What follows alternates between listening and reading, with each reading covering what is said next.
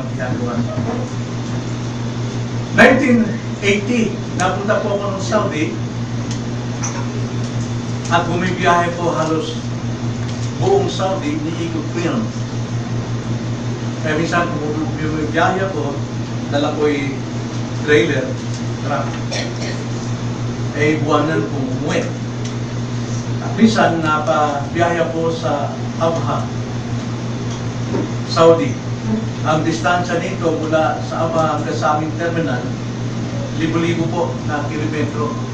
At habang umaahon po ko sa zigzag, sa Abha, na pinuputas ng bundok para lang magkaroon ng kalsada, nasiraan ako, nabalian ako ng axle sa aking pumulihang gulong. At tamang-tama naman, yung pag-crack niya, ay naitabi ko agad. Wala pong paraan para makontak ko ang aming office sa Damam. At doon ako nanatili ng ilang araw hanggang sa naubos yung aking baon sa kaluto. Wala akong nakita mo way paano ako makakontak. Ngunit, ng ilang araw dumating, may umaahon na isang truck at ang karga ay pakwan. Kinuha ko yung aking lanseta at inihanda ko kasi uso doon ng rifle. Pero noong kumaranda yung truck sa likuran ko, narinig ko yung engine brake, mamay nga kumatok sa pinto ko, sandi, ayaw pang buksan, pero hawak ko na yung kutsilyo, sabi ko, patayan tayo ngayon. Kung ano mangyari. Pero ang silipin ko, hindi siya Saudian, isa siyang Lebanese. Ang kulay ng kanyang saya ay green, may stripe na green. So, ang ginawa ko sa kanya, dahil pala ang seniors niya na daw, may akil ba rin, magkain ba rin, kumain. So, dalawang isip ako sa kanya, ayaw ko. Pero maya-maya, sabi ko, wala ko ibang kasama rito kung hindi siya lang. Total, lamang ako sa kanya, may hawak na. Matalay. So, nakisama ako sa kanya. Simula no, hindi niya ko iniwan. Sinamahan niya ako sa lahat ng sandali. At ang ginawa niya, pinupuli ang kanyang truck, nakababtail kami, nag-travel kami ng 500 kilometers up para lang makatawag ako ng telepono sa ating office. After 1 week, dumating yung aking service. Hindi pa rin ako iniwan yung ating minsan lang na kaibigan. At noong matapos na, nagawa lahat yung truck ko, saka siya umalis at ang sabi niya, masama sa tip ko sa akin. Na-realize ko, kahit ba yung sinasamahan ka ng barkada, pagdating sa kasamaan, hindi sila maaaring makisama. Pero kahit ba naman yung ikaw mismo makisama sa taong napagkatiwalaan mo, hindi ka iwanan hanggang sa bandali. Nais kong buksan natin ang ating Bible sa Book of Micah, sa Mikas. Tungkol po sa pakikisama o paglakad kasama ang Diyos. Ang Diyos, sa doktrina po ng kanyang omnipresent, siya'y sumasalahan. Kaya sinasabi ng mga tao, mga Kristyano, sino kasama mo? May mga kasama, hindi ako nag-iisa. Kasama ko ang Diyos. Pero once na ikaw ay naroon sa mga bagay na hindi kalooban ng Diyos, kung masahan kasama mo ang Diyos. Pag ikay nasa kasalanan, hindi mo kasama ang Diyos. But the fact is, God remains present all the time. Pero wala siyang kaugnayan sa iyong kasalanan. Pero kung ikaw mismo ang nakisama na lumakad sa Diyos, hindi kanya iiwanan. I will never leave you nor forsake you. So nais ko pong ibahagi itong mensahe ngayon, lumakad kang kasama ng Diyos. Lumakad kang kasama ng Diyos. Micah chapter 6 verse 8, ulitin ko po. He has told you, O man, what is good. And what does the Lord require of you? But to do justice, to love kindness, and to walk humbly with your God. Now dito po sa talatang ito, may paniniwala tayong nakikita na ang Diyos ay nagpakita ng kabutihan sa kanyang mga tao.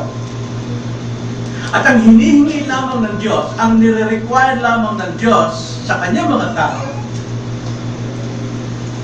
is to live by the means of grace.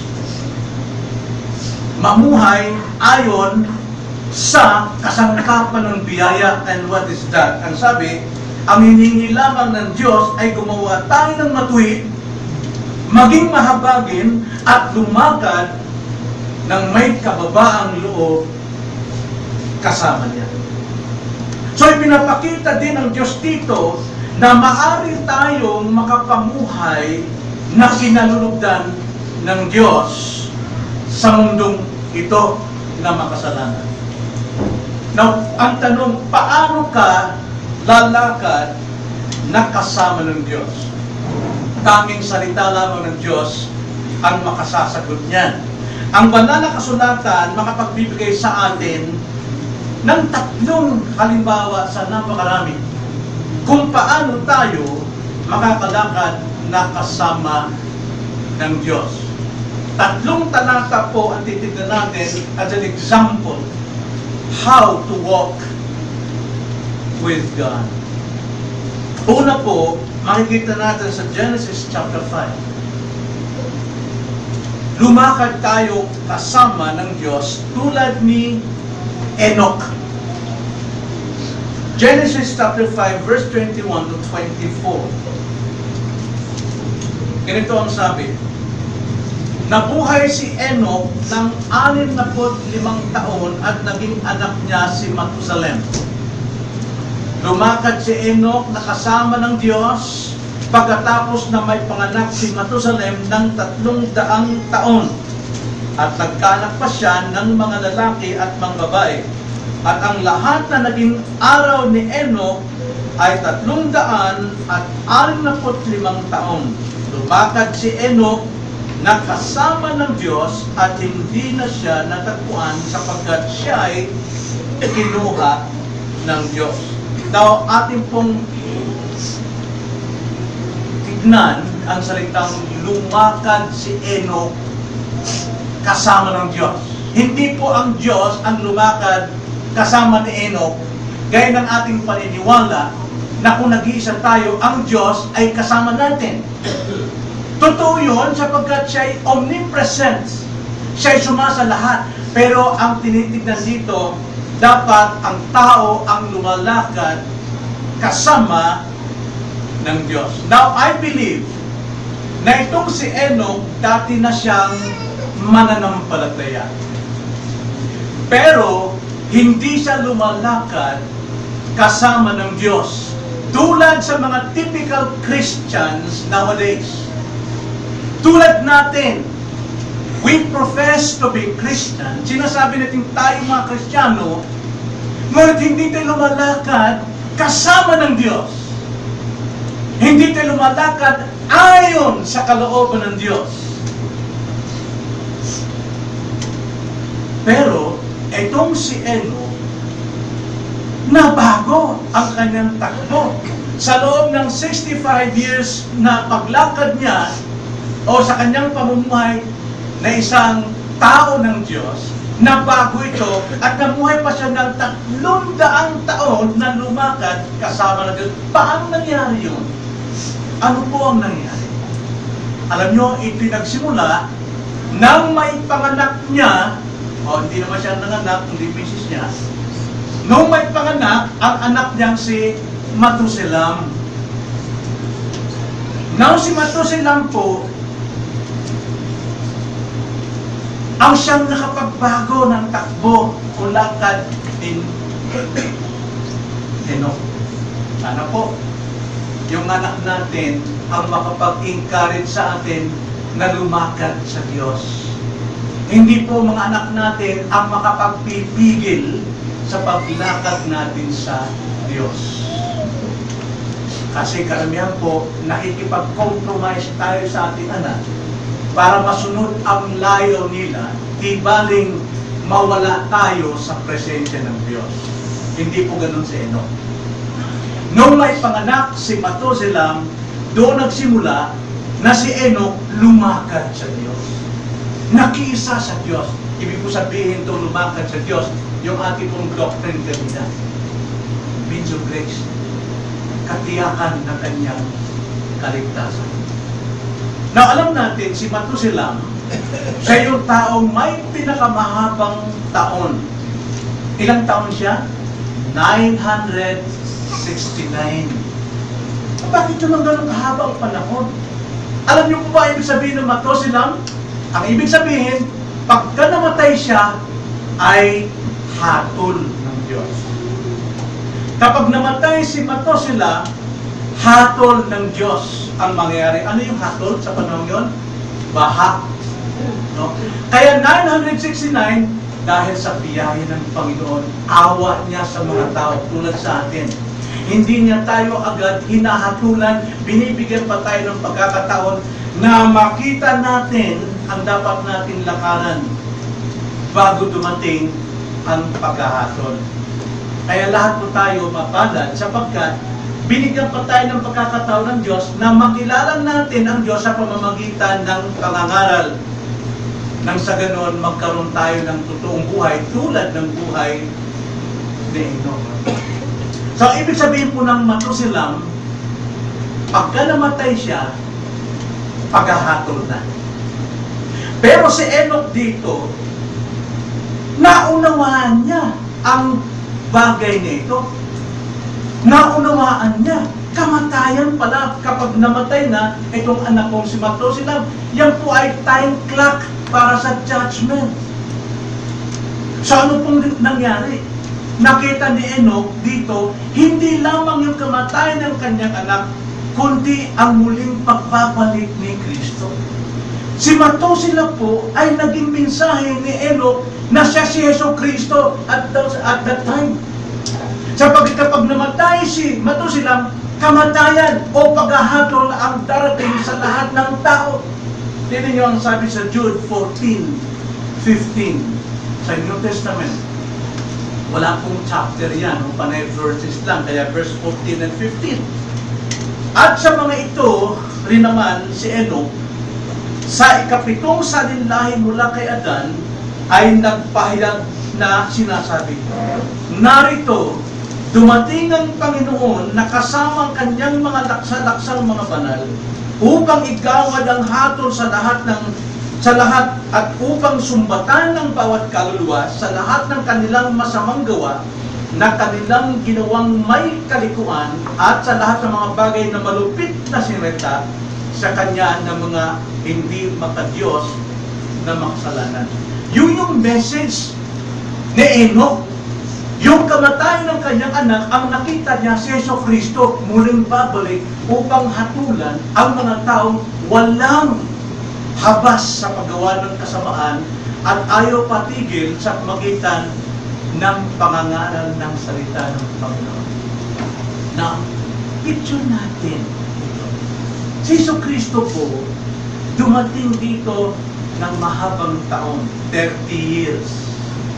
At pagkatapos ng 30 years nito ni Jesus Christ, siya ngayon ay hinatulan ng kamatayan. Hinatulan ng kamatayan si Kristo, hindi para hatulan ng buong sanlibutan ng kamatayan din, upang hatulan ang buong sanlibutan ng buhay, upang iligtas ni Kristo. Yun ang dahilan ng bakit namatay si Kristo sa krus, upang mabuhay ang lahat ng taong sasampalataya sa Kanya na patay sa kasalanan. Itong nakita ni Enoch na si Jesus Christ sa katauhan ni Matuselam, ang kanyang tanging pag-asa, na dapat niyang sundan upang sa ganon siya magkaroon ng katiyakan ng kanyang kaligtasan. So nakita niya na si Jesus Christ doon pa lamang. Nakita niya paano si Jesus Christ ay muling babalik upang hatulan ang mga hindi sumampalataya sa Ebanghelyo at hindi naniwala sa Diyos. Kaya nga, ang kapahayagang ito na nakita ni Enoch ang siyang nakapagbago ng kanyang lakad sa Diyos. So therefore, Enoch walked with God. Hindi po sa kanyang sarili siya namuhay ng pagbabago, not because nakita niya si Jesus Christ sa time na yon. At tanging si Yesu Cristo lamang ang totoong makapagligtas. Walang ibang pangalan sa silong na langit na ibinigay ng Diyos na sukat ikaligtas ng sino mang taong handang sumampalataya sa Kanya, maliban kay Yesu Cristo. At si Enoch nakita niya, kailangan niyang kaligtasan. Kailangan niya na siya'y mangaral din. Alam natin siya'y nangaral din ng Ebanghelyo. Kung ano yung naunawaan niya tungkol kay Matose na kumakatawan bilang Kristo. Ngunit masipag, faithful si Enoch, pero wala siya na-convert kay isa. Wala siya na-convert kay isa. Sapagkat kung titignan natin ang buhay ng tao noon, walang pagkakaiba sa buhay natin ngayon. Genesis 6:5. Anong sabi sa Genesis 6:5? Matindi po ang buhay doon. Ang sabi sa Genesis 6:5, then the Lord saw that the wickedness of man was great on the earth, and that in every intent of the thoughts of his heart was only evil continually. Nakita ng Panginoon na napakasama na ng tao sa lupa, at ang bawat haka ng mga pag-iisip ng kanyang puso ay palagi na lamang masama. Na, sa ating pong buhay, kailan tayo nakapag-isip ng mabuti sa ating kapwa? Kailan? Handa tayong tumulong, nag-isip tayo sa ating kapwa, tulungan ko yan. Kaya mo na siya, buti nga sa kanya. Mas marami pong pag-iisip natin masama. At yun ang isipan ng mga tao, nakita ito ng Panginoon, nakikita ng Diyos ang ating puso. At kailangan natin maligtas. At walang ibang kaligtasan maliban kay Yesu Cristo lamang. Ito yung kalagayan sa panahon ni Enoch. Grabe po ang tao sa buong daigdig. Wala nang ibang iniisip kundi pawang kasamaan. At dahil sa revelation na ito, dahil sa kapayagang ito na natanggap ni Enoch mula sa kanyang anak na kumakatawan ng kamatayan ni Kristo, lumakad siya for 300 years. Namuhay siya sa means of grace. Nakuha niyo ba yung means of grace?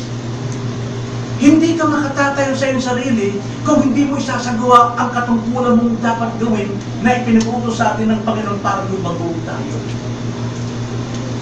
Katulad ng binanggit ni Zico na pagbabasa ng Biblia, ginagawa ito ni Enoch. Pananalangin, ginagawa ito. Pagtulong sa kapwa, ginagawa ito. Pagsamba sa Diyos, ginagawa niya ito. Pangangaral, ginagawa ito. And yet, walang naniwala sa Kanya. But, He remains faithful to God. Kaya anong ginawa, anong nangyari? Kinuha siya ng Diyos. Kinuha siya ng Diyos. Dahil, ayaw ko, bakit kinuha? Sobra-sobra na ang kanyang kabanalan? O baka naman, baka mamansahan pa siya balangawot? Hindi ko lang. Basta kinuha siya ng Diyos. Genesis chapter 5 verse 24, lumakad si Enoch na kasama ng Diyos at hindi na siya natagpuan sapagkat siya'y kinuha ng Diyos. At sinabi sa bagong tipan, bakit kinuha siya ng Diyos? Dito ang sabi sa bagong tipan, Hebrews chapter 11 verse 5. Ang sabi po rito, sa pananampalataya, yun, namumuhay pala sa pananampalataya si Enoch. Sa pananampalataya, si Enoch ay dinilang paitaas, ano pat hindi na siya naranasan ang kamatayan. Hindi siya namatay. kundi kinuha siyang buhay ng Panginoon. Hindi na siya natagpuan sapagkat siya kinuha ng Diyos. Bakit? Sapagkat bago siya dinalang paitaas, pinatotohanan na ang Diyos ay nalugod sa Kanya. Wow! Nalugod ang Diyos sa Kanya. 6. At kung walang pananampalataya ay hindi maaring kalugan ng Diyos. Yun. Bakit nalugod ang Diyos kay Enoch? Sapagkat siya'y namumuhay sa pananampalataya. Ibig sabihin, ipinamumuhay niya yung kanyang pili. Sapagkat without faith, it is impossible to please God. Imposible po. At alam natin, ito'y lumalarawan kung ano ang maging kahinatnan natin bilang Kristiyano. Hindi man tayo madala sa taas ng Diyos ng buhay. Pero alam natin, 1 Thessalonians chapter 4, nagpapatuturo na pagdating ng Panginoon sa pagtunog ng trompeta, bababa ang kanya mga anghel at bubuhayin ang mga namatay na Kristiyano. Bubuhayin. At pagkatapos, titipunin ng Diyos sa taas. Tawagin niyan ay rapture. Pero wala na pong isang taon na paghahari dahil judgment na po pagkatapos nun. So paano po nagbago ang lakad ni Enoch? Pinahawakan niya ang revelation that it is only for kay Christ lamang maliligtas. Wala pong ibang kaligtasan. At ang kaligtasan natin kay Kristo, yan ang makapagbago ng iyong lakad sa Diyos sa mundong ito. Pag magpapakasama. Ikalawa, na halimbawa ang ating makikita sa Biblia, maliban kay Enoch, lumakad din tayong tulad ni Noah. Tulad ni Noah. Genesis chapter 6, verse 2. Tingnan nyo ang pagkakasabi hanggang verse 12. Basahin ko lang ito diretso bilang alamin natin yung context. Ganito ang sabi. Nakita ng mga anak ng Diyos na magaganda ang mga anak na babae ng mga tao at sila'y kumuha ng kanilang mga asawa mula sa lahat ng kanilang pinili. At sinabi ng Panginoon, ang aking espiritu ay hindi laging manatili sa tao sapagkat siya'y laman. Diba ito rin nangyari sa panahon natin? Ng mga lalaki at babae yan, basta kung gusto nilang mapangasawa, okay lang. Kahit hindi kalooban ng Panginoon, kaya sabi ng Panginoon, ang aking espiritu ay hindi laging mananatili sa tao. Okay? God is omnipresent, pero wala siyang kaugnayan sa mga maling buhay. Then, ang sabi sa verse 4, at ang Panginoon, ang sabi ng Espiritu, hindi na manatili sa tao, sapagkat siya'y laman. Subalit ang kanyang mga araw ay magiging 120 taon. Ang mga higante ay nasa lupa ng mga araw na iyon at kahit pagkatapos noon, sila ang naging anak ng makipagtaling ang mga anak ng Diyos sa mga anak na babae ng tao. Ang mga ito ang naging makapangyarihan ng unang panahon ng pantog na mandirigma. Pati yung mga anak ng Diyos, nakipagtalik sa hindi mga anak ng Diyos, yung mga anak nila ay guminawa, naging matagumpay, maging magaganda ang buhay nila. Namumuno sila ng bansa. Verse 5, nakita ng Panginoon na napakasama ng mga tao sa lupa. At ang bawat haka ng mga pag-iisip ng kanyang puso ay palagi na lamang masama. Nalungkot ang Panginoon na kanyang nilalang ang tao sa lupa at nalumbay ang kanyang puso. Bakit po? Ang mga tao namumuhay sa kanilang sarili. Kaya, ang sabi sa verse 7, sinabi ng Panginoon, lilipunin ko ang tao na aking nilalang sa ibabaw ng lupa. Ang tao, ang hayop, ang mga gumagapang at mga ibon sa ipapawid sapagkat ako'y nalulungkot na nilalang ko sila. Nalungkot ng Diyos. Verse 8, subalit si Noe, ito na, makikita natin, grabe kasamaan ng panahon ni Enoch, grabe hanggang sa panahon ni Noah. Talama. Pero, ang sabi dito ng Panginoon, subalit si Noe ay nakatagpo ng biyaya sa paningin ng Panginoon. Parang siya yung nag-continue ng buhay ni Enoch for 300 years na namuhay ayon sa pagkakabago kay Kristo. Itong si Noah ay nagtuloy-tuloy din na namuhay sa katwiran. Ang sabi sa verse 10, nagkaanak si Noe ng 3 lalaki, sa verse 9, ito ang mga lahi ni Noe. Si Noe ay lalaking matuwid, walang kapintasan noong kapanahunan niya. Si Noe ay lumakad na kasama ng Diyos tulad ni Enoch. Nagkaanak si Noe ng 3 lalaki, sina Sem, Ham, at Japet, at naging masama ang daigdig sa harapan ng Diyos, at ang lupa ay napuno ng karahasan. Nakita ng Diyos na ang daigdig ay naging masama, sapagkat pinasama ng lahat ng tao ang kanilang gawa sa lupa. Pero si Noah, nanatiling namuhay ng tapat. Tulad ni Enoch, inilarawan si Noah ng Diyos dito na siya'y lumakad kasama ng Panginoon. Siya mismo ang lumakad. Siya mismo nakiisa sa Panginoon. Yan ay buhay ng isang mananampalataya. Siya ay nakiisa. At itong patotoo ng mismong Biblia. Ating binasa sa Genesis 6:9. Ito ang mga lahi ni Noe. Si Noe ay lalaking matuwid at walang kapintasan noong kapanahunan niya. So maaari tayong manatili sa ating pananampalataya gaano man kabulok ang ating kapanahunan. Hindi kailangan makipag-isa tayo, makipag-kompromiso ito. Si Noe ay lumakad kasama ng Diyos. Maaring ikaw din ay maaring lumakad kasama ng Panginoon. Huwag mong sabihin, kasama ko ang Diyos. Sapagkat kung wala ka sa kalooban ng Panginoon, hindi mo kasama ang Diyos. Kung ikaw'y mapa-impyerno, alam natin walang pakialam ang Diyos sa impyerno. Wala kang kaugnayan sa impyerno. Pero may kaugnayan siya sa mga taong lumalakad sa Kanya. Now, sa anong panahon? Ginawa ito ni Noah na siya'y lumakad ng matuwid. Ang ugali niya hindi nagbago. Panahon po ng kabulukan ng isipan ng tao. Ang sabi po sa Genesis 6:22 natin binasa, siya'y nanatiling masunurin. Siya'y nag-continue sa buhay ni Enoch for 300 years, naging masunurin si Enoch. Ito pa, ang panibagong tao na lumakad sa Diyos, masunurin din ang kanyang ugali sa Diyos. At ang sabi doon sa Genesis 7:1, he was blameless. Siya'y walang kapintasan sa panahon, sa henerasyon ni Noah. At sinabi ng Panginoon kay Noe, ikaw at ang iyong buong sambayan ay sumakay sa daong, sapagkat nakita kong ikaw lamang ang matuwid sa harap ko sa lahing ito. Siya lamang, hindi yung kanyang mga anak. Pero dahil po si Noah ay matuwid sa paningin ng Diyos, may biyaya ang Diyos sa kanyang mga anak. Bagamat kasama ang kanyang mga anak sa kasamaan ng time na ito.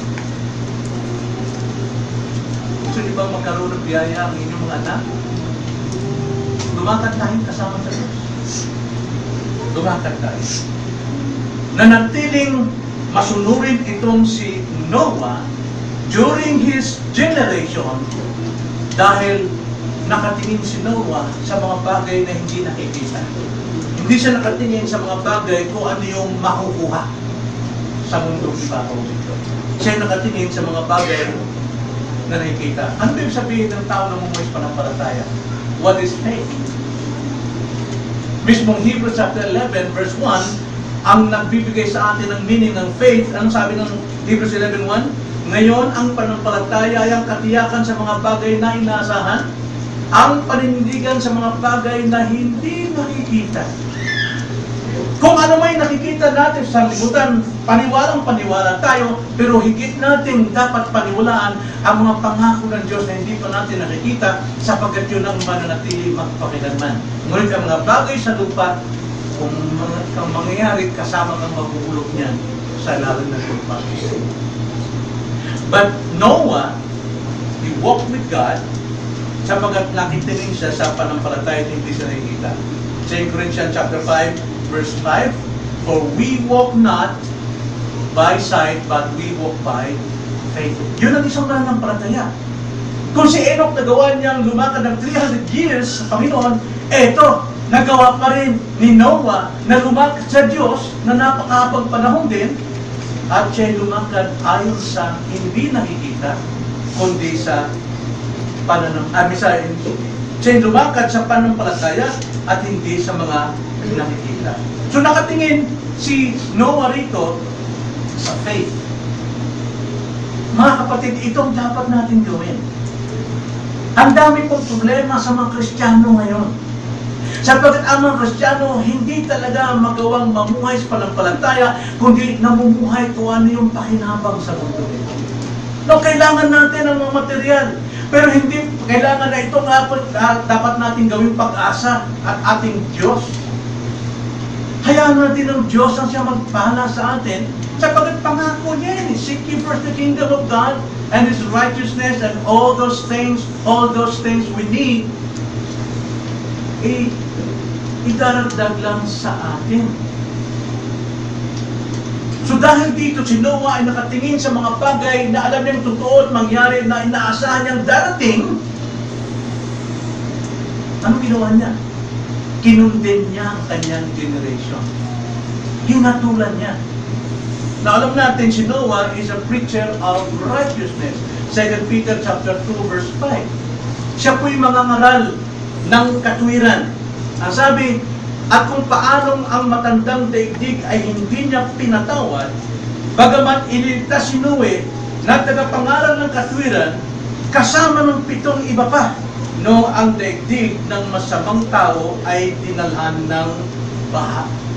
Now, Tito, si Noe ay mangangaral ng katwiran. At hinatulan niya ang sanlibutan.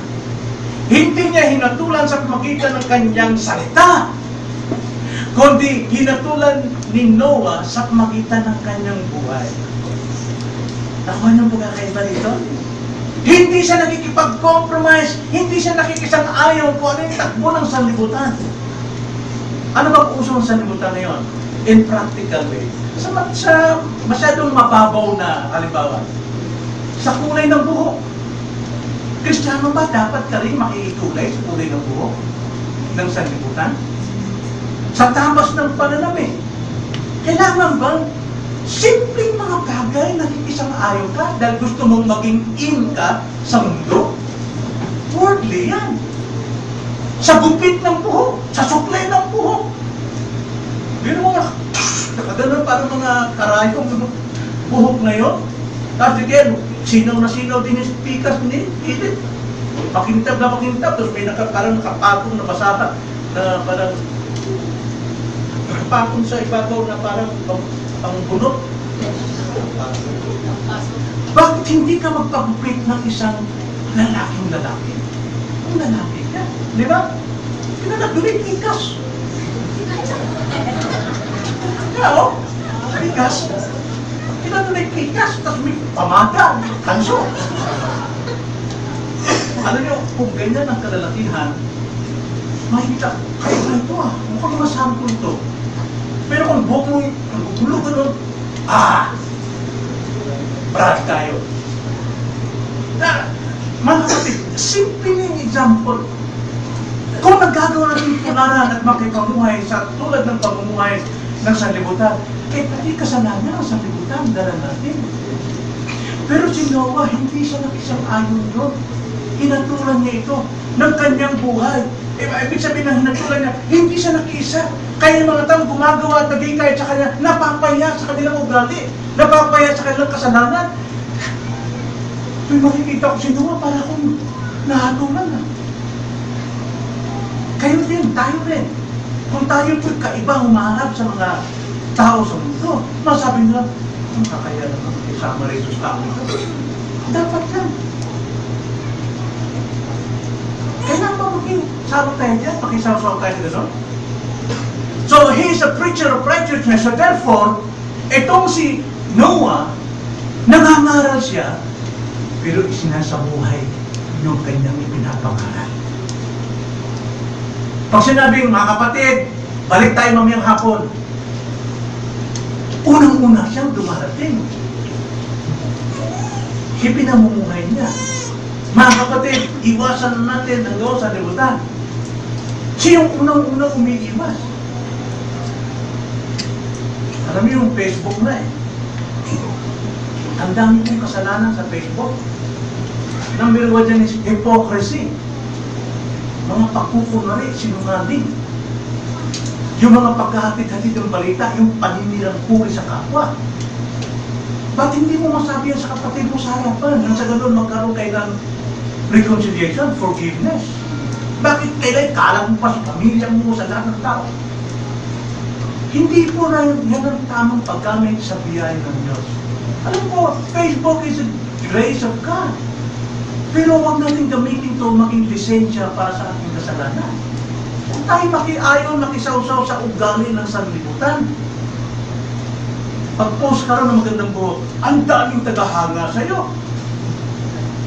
Mag-post ka na ng magandang ayos mo, pero may dumi ka sa ilong, ang daming maninira sa'yo. O hindi ba? Tapos gagamitin natin versikulo, tapos hindi naman natin pinamuhay. If we are a man of righteousness, so therefore, we speak with righteousness. Dapat ipamuhay natin. Ito si Noah, preacher siya of righteousness, ipinamuhay niya, naging faithful siya sa kanyang buhay. For anong dahilan? Para iligtas ang kanyang henerasyon. Itong layunin natin. Bakit tayo pumunta sa Bisaya? Para mag-share ng gospel.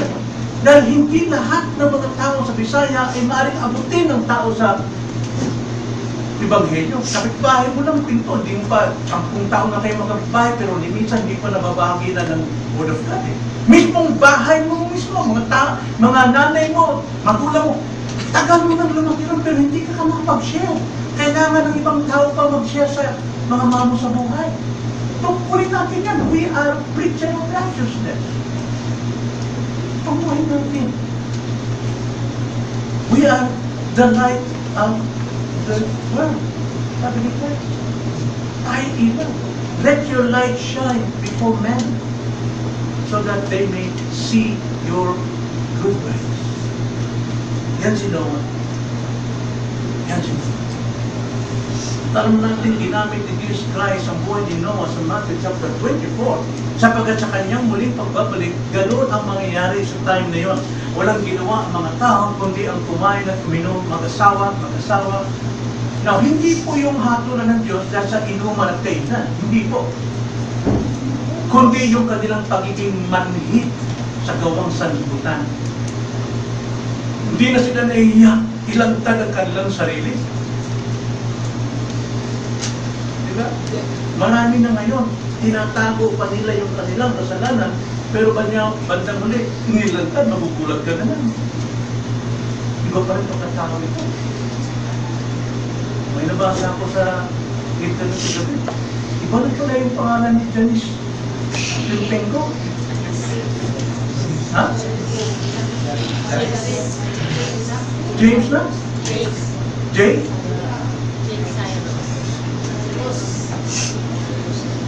Okay, magbago ka na. Pero hindi ba magbago kalatuhanan? Lalaki ka pa. Babae pa rin siya. So, kung ikaw babae, namumuhay ka bilang lalaki, anong klase ng tao? Hindi ba? Hipokrito. Hipokrito.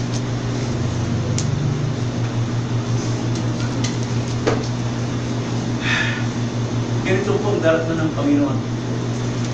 Kaya ginamit ni Jesus Christ ang buhay ni Noah sa Matthew 24, 37 hanggang 39. Sabi, kung paano sa mga araw ni Noe, gayon din naman ang pagdating ni Jesucristo. Sapagkat kung paano sa mga araw na yon bago bumaha, sila'y kumakain at umiinom at nag-aasawa at pinag-aasawa ang kanilang mga anak hanggang sa araw na pumasok si Noe sa barko. At hindi nila nalalaman hanggang sa dumating ang baha. At inangay silang lahat, gayon din naman ang pagdating ng anak ng tao. Kasi Noe lang ang righteousness na, ang righteous nun. Siya lamang ang preacher nun. Ilang milyong katao kanyang pinapangaralan. Hindi niya kaya yun. Ni mga anak nga niya, hindi nga niya nasiringan na naligtas. Walang kasiguruhan. Pero how much more na tayo ngayon ay napakarami buong daigdig tayo. Tayo ay mga Noah at this generation. We are preacher of righteousness. Kailangan makita nila Mahatulan sila sa kanilang kasalanan, sa pamumuhay natin, maging iba tayo sa kanila. Sa ating pananalita, dapat lumabas si Kristo sa ating mga labi, nang sa ganun, ma-preserve ang ating henerasyon ngayon.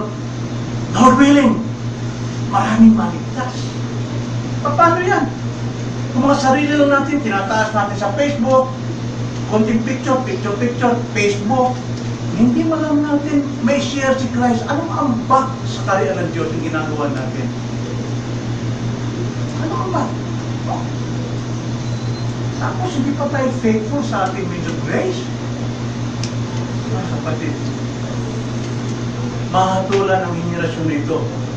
Tulad na nangyari kay Noah, dahil hindi natin ipinangaral ang katwiran. Hindi natin pinahayag. Bagamat sa panahon ni Paul, sa Acts, na ganoon din ang mga Kristiyano ron. They were begging, no? Sila'y nagmamakaawa, nagmamalimos na sa kanilang kamag-anak na, please, listen, pakinggan mo ang salita ng Diyos. Darating ang Panginoon. Kailangan kang maligtas. Di ba sa Acts chapter 2 verse 40? Sa iba pang maraming salita ay nagpatotoo siya. At hinimok sila na sinabi, iligtas ninyo ang inyong sarili mula sa baluktot na lahing ito. Tapos ngayon, ikaw, mangangarap ka na ang layunin mo ay sundin ang kalooban ng Diyos na may maligtas. Isirain ko pa. Kasi sabihin sa'yo, iba na si Pastor Paul. Baluktot na yan. Iba na. Nag-iba na yan. Nakalungkot ito. Alam nyo, ang kaligtasan natin is not just now. Hindi lang basta ngayon. Kundi habang tayo nabubuhay. Dapat tayong lumakad tulad ng lakad ni Enoch and continue tulad ng lakad ni Noah na hindi nagbabago o gali sa takbo ng sanlibutan. And thirdly, pangatlo pong dapat nating tularan, lumakad tayong kasama ng Diyos tulad ni Abraham. Abraham. Genesis 17:1, sino si Abraham? Ang sabi ng pagtuon ng salita ng Diyos, nang si Abraham ay 99 na taon, ang Panginoon ay nagpakita kay Abraham at sa kanya nagsabi, ako ang Diyos na makapangyarihan sa lahat, lumakad ka sa harapan ko at maging walang kapintasan. Sabi po sa Ingles, ang sabi po sa pagkakasabi sa Ingles ay ganito, now when Abraham was 99 years old, the Lord appeared to Abraham and said to him, I am God Almighty, walk before me and be blameless. Wala hindi sinabi ng Diyos na, Abraham, I will walk with you. But He commanded Abraham to walk with Him. It is our responsibility to live by the means of grace. Katungkulan natin na lumakad tayo sa Diyos. Tulad ni Enoch, si Abraham ay lumakad din sa Diyos. Pero ayon sa New Testament, kaiba ang lakad ni Abraham kaysa na kay Enoch at kay Noah. Sapagkat si Abraham, ang lakad niya ay pananatili sa pananampalataya sa Diyos.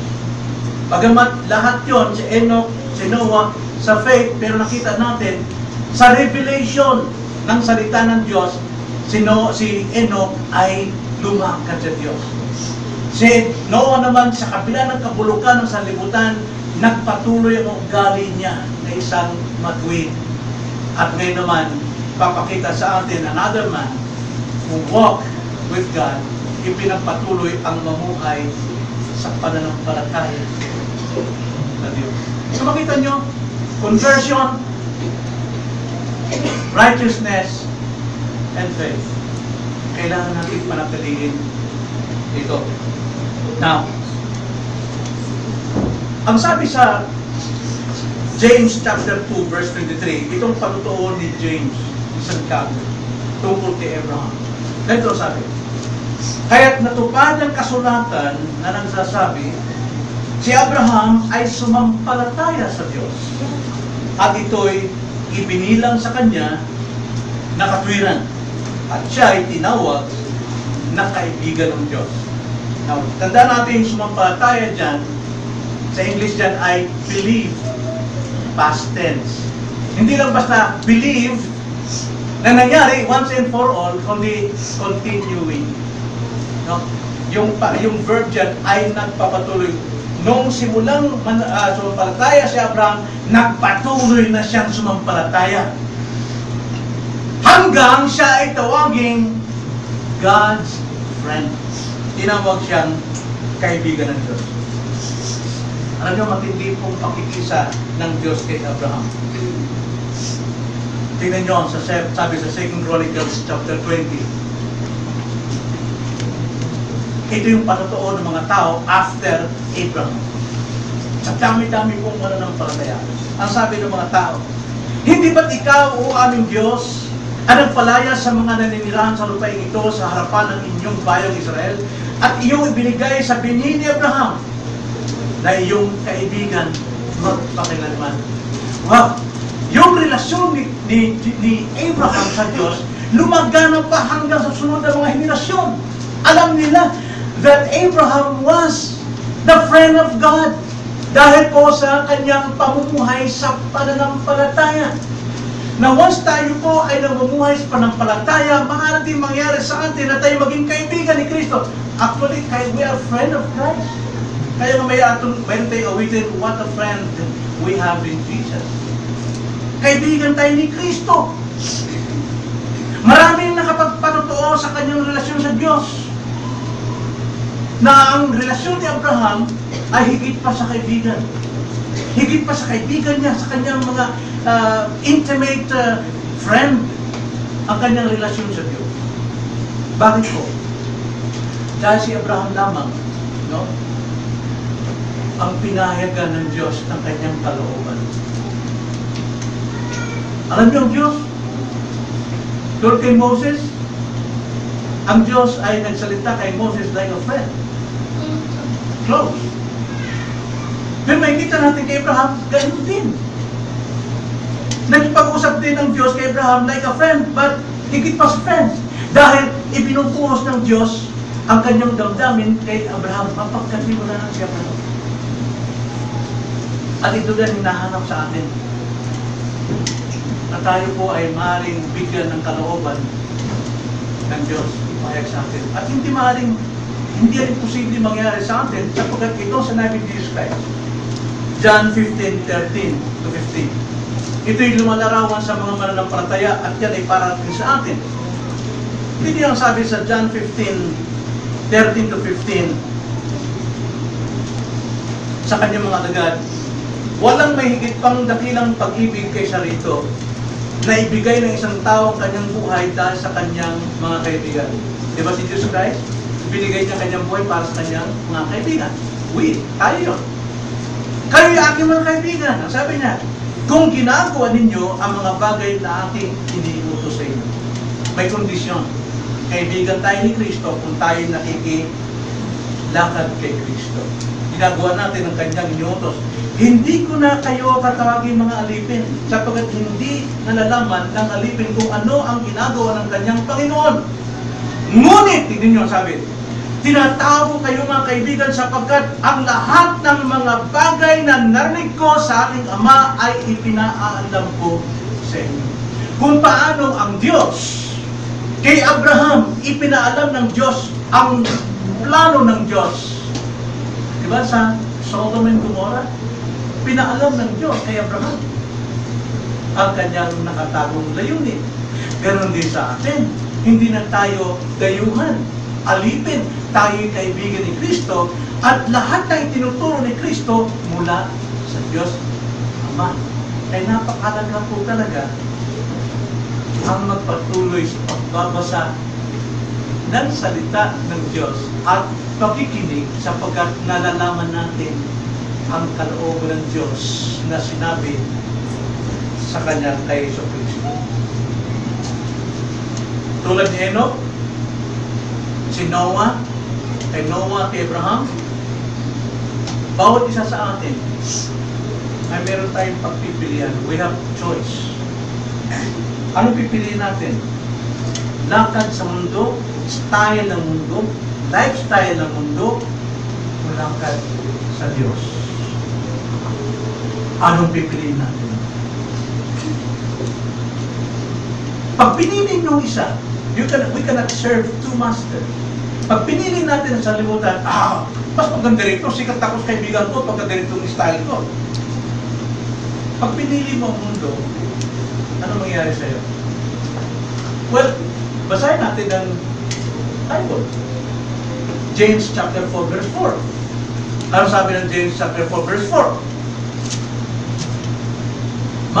Mga ngalunya ba ang tawag din sa atin? Adulterer tayo. Ibig sabihin, meron tayong asawa, si Kristo. Ngunit nakikitagpo pa tayo sa iba. Kaya tawag dyan, adulterer, mga ngalunya. Hindi pa ninyo nalalaman na ang pakikipagkaibigan sa sanlibutan ay pakikipag-away sa Diyos. So, piliin natin ang sanlibutan, kaaway na ng Diyos. Kaya sino mang nagnanais na maging kaibigan ng sanlibutan ay nagiging kaaway ng Diyos. Nabigat ko yan.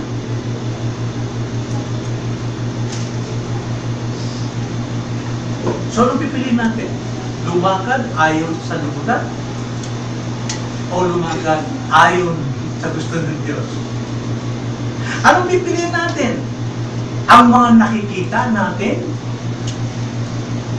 Doon natin bigay natin ng ating time? Effort? O sa mga bagay na hindi natin nakikita pero pinapangako ng Diyos na darating? Ano yung pipiliin natin?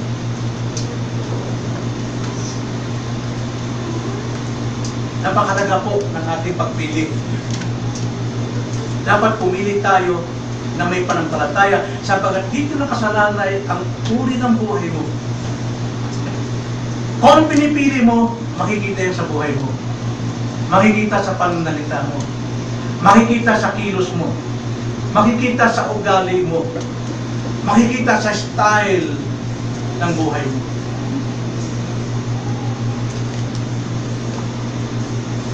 Kaaway na. So dapat alam natin ano yung mga values natin, ano yung lifestyle natin. Dapat alam natin ano yung kultura natin bilang Kristiyan. Alam natin, Hebrews chapter 11, pinabasa sa atin, ito yung mga saksi ng pananampalataya. Kahit sila pinagbabalatan na, pinaglalagari sila, pinupugutan ng ulo, binabalatan ng kanilang katawan at tinatakpan sila at tinatahi ang balat ng mga tupa upang habulin ng mga aso, pero hindi sila bumigay na nagtili silang mamuhay at sumunod at lumakad sa Diyos.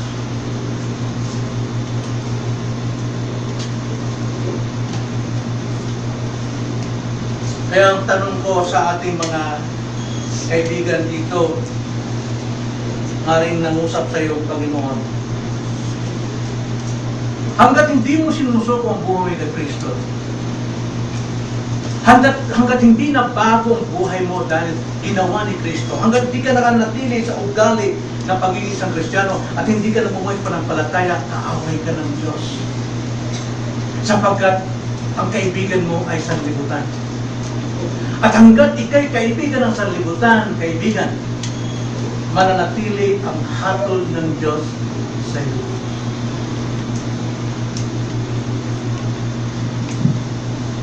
At ito hindi alam ng maraming tao ngayon. Sila'y lumuluhod kung kani-kanino, tumatawag sa Diyos sa pamagitan ng ibang mga imahen. Akala nila they are friend of God, pero actually, they're enemies of God.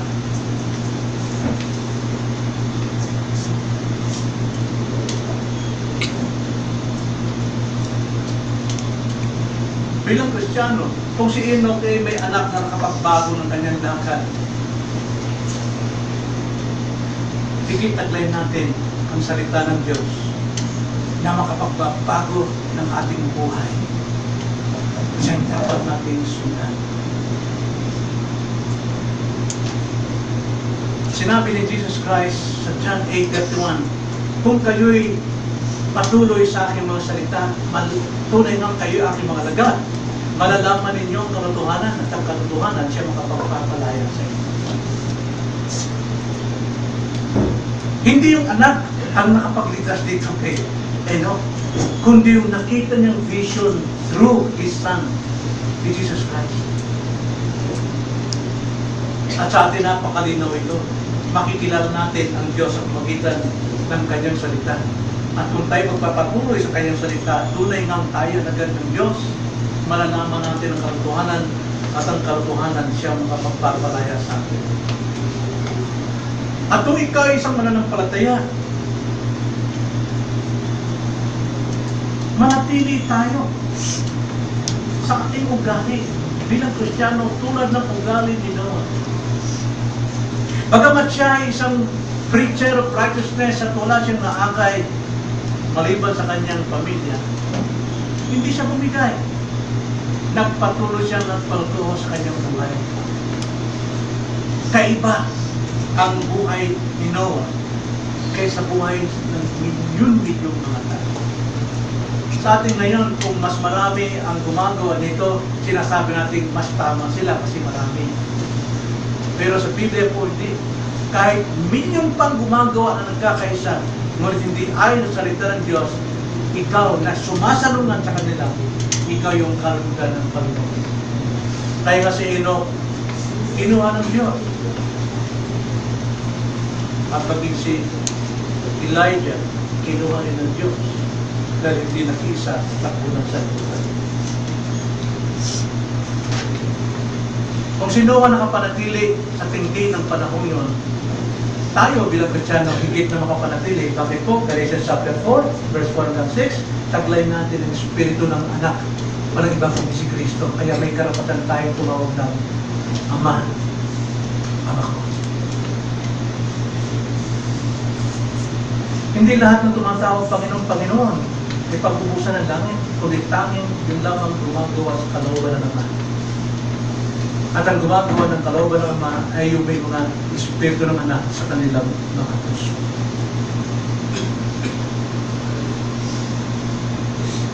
Tayo ngayon ay sa libutan ng materialism. Wala tayong makita rito, kundi binibida ang material. Mga artista ang modelo ngayon, love yourself, believe yourself, makasarili. Natanggap ko mga bagay nito dahil ako'y naniniwala sa aking sarili. Natanggap ko mga pagpapalang ito, yaman ito dahil ako naniniwala sa Diyos. Sino Diyos? Alam natin, Matthew 4:4, ang sabi ni Satan, Jesus Christ, kung ikaw talaga anak ng Diyos, lumur ka sa akin, ibibigay ko sa iyo lahat ng kayamanan sa libutan ito. Sino may-ari ng sanlibutan, sistema ng kayamanan sa libutan? Diyos na si Satanas. Kaya sabi nilang, ito bigay ng Diyos. Oo, dahil binibenta mo pati kaluluwa mo, pati ngalangalan mo, binibenta mo para lamang kumita. Kahit nakakayang bagay, ginagawa mo. Hindi gawain ng Kristiyano yun. Gawain ng Kristiyano na nanatili kung galing mag-wait dahil sila namumuhay sa pananampalataya. At bakit siya namumuhay sa pananampalataya? Dahil lagi siyang tinuturuan ng kalooban ng Diyos sa pamagitan ng paggamit ng mga means.